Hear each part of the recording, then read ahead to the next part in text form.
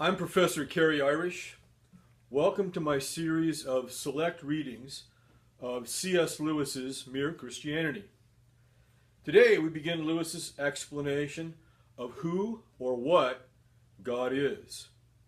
This marks a change in Lewis's purpose. Up until this point, he's been concerned with demonstrating the logical existence of a God who is good. Now he seeks to add detail to the nature of God. He titles this chapter, Rival Conceptions of God.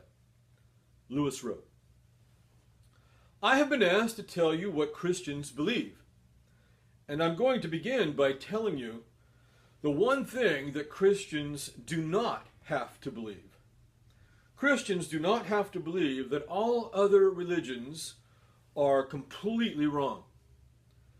If you are an atheist, you do have to believe that the main point in all the religions of the whole world is one huge mistake. If you are a Christian, you are free to think that all of these religions, even the strangest one, contain some hint of the truth.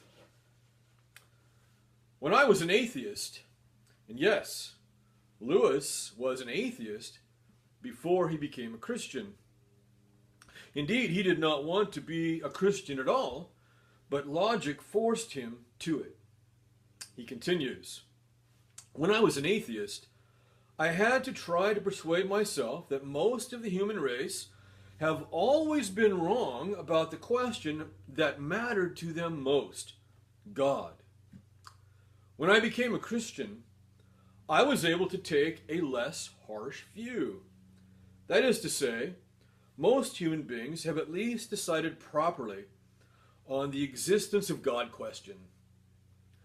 But of course, being a Christian does mean thinking that where Christianity differs from other religions, Christianity is true and they are not.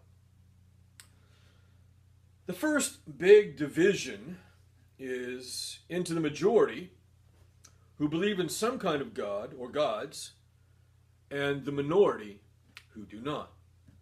On this point, Christianity, obviously, lines up with the majority, lines up with the ancient Greeks and Romans, modern savages, the Stoics, the Platonists, those who follow Plato, Hindus, Muslims, and all other believers in God. This is even true of people today. The vast majority of human beings living in the 21st century believe in a God of some kind. Now I go on to the next big division. People who believe in God can be divided by the sort of God they believe in. There are two very different ideas on this subject. One of them is the idea that God is beyond good and evil. We humans call one thing good and another thing bad. But according to these people, that is merely our human point of view.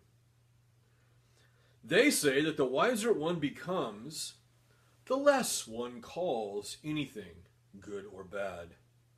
And the more clearly one sees that everything is good or bad in some way, and that nothing could have been different than it is.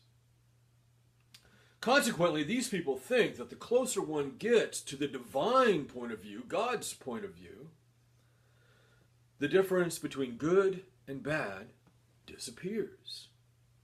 We call a cancer bad because it may kill us.